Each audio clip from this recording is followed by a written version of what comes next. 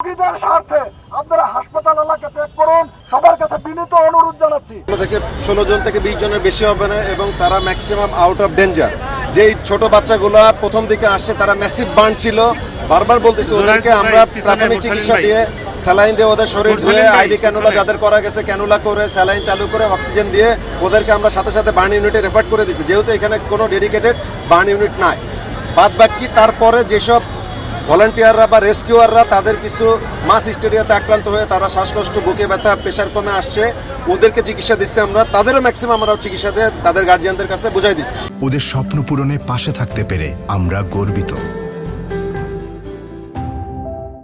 এখন যারা আছে তারা সুস্থ আছে, তারা তাদের গার্জিয়ানদের সাথে কথা বলতে পারছে, তাদের গার্জিয়ানরা তাদের সাথেই আছে।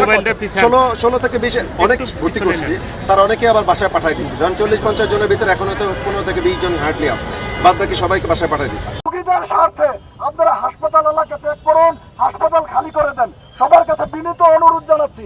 আপনারা হাসপাতাল এলাকা ত্যাগ করুন। এখন ছাড়া এই মুহূর্তে রোগীদের কোনো উপকার আসবে না।